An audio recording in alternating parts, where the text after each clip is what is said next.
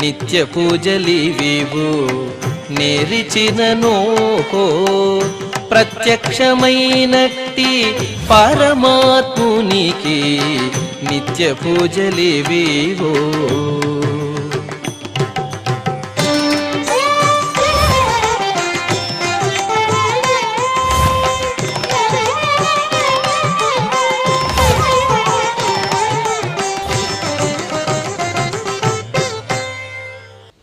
ఓం నమో వెంకటేశాయ.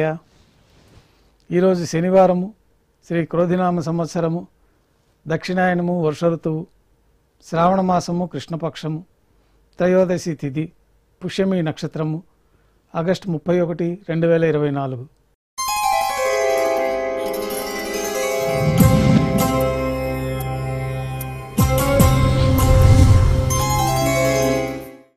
మాధ్యాహ్నిక ఆరాధనలో భాగంగా బంగారు పంచపాత్రలో శుద్ధ తోయాన్ని నింపుకొని స్వామివారికి ఉపచారాలు సమర్పించి తులసీ దళములతో అష్టోత్తర శతనామాలతో అర్చన నిర్వహించి మాధ్యాహ్నిక నైవేద్యంలో భాగంగా అన్నప్రసాదాలు, పన్యారాలు, ఘంటానాదం మధ్య నైవేద్యంగా సమర్పించి భక్తులని సర్వదర్శనానికి అనుమతిస్తారు.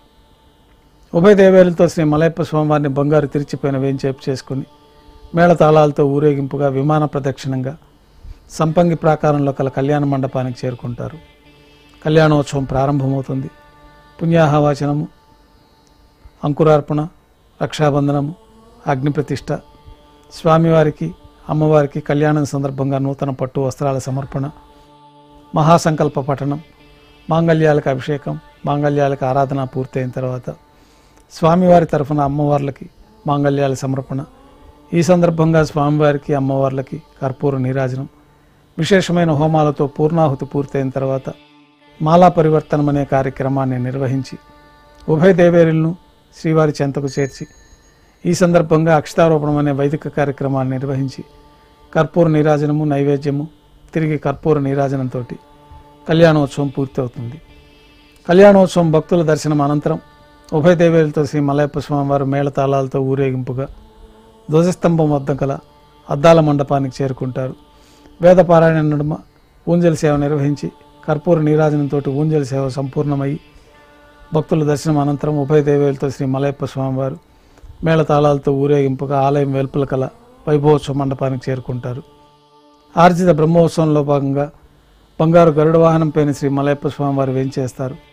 కర్పూర నీరాజనంతో గరుడ వాహన సేవ పూర్తవుతుంది. హనుమంత వాహనం పైన శ్రీ మలయప్ప స్వామివారు వేంచేస్తారు. కర్పూర నీరాజనంతో హనుమంత వాహన సేవ పూర్తి అవుతుంది. పెద్ద శేష వాహనం పైన శ్రీ మలయప్ప స్వామివారు వేంచేస్తారు. కర్పూర నీరాజనంతో పెద్ద శేష వాహన సేవ పూర్తి అవుతుంది.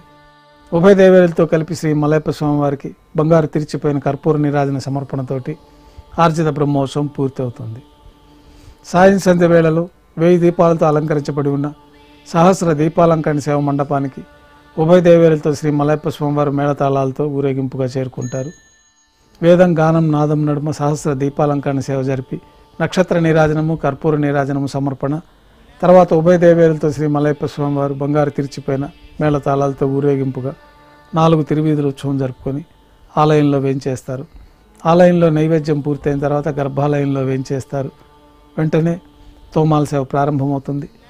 ఉదయం సమర్పించిన పుష్పమాలికలన్నీ సల్లింపు చేసుకొని బంగారు పంచపాత్రలో శుద్ధ తోయాన్ని నింపుకొని శ్రీ వైకానస భగవశాస్త్రోక్తమైన విధానంలో దేవతామూర్తులందరికీ ఉపచారాలు సమర్పించి కొత్త పుష్పమాలికలతో అలంకరణ గావించి చతుర్వేద మంత్రాలతో మంత్రపుష్పాన్ని సమర్పించి నక్షత్ర నీరాజనము, కర్పూర నీరాజనంతో రాత్రి తోమాల సేవ పూర్తి అవుతుంది.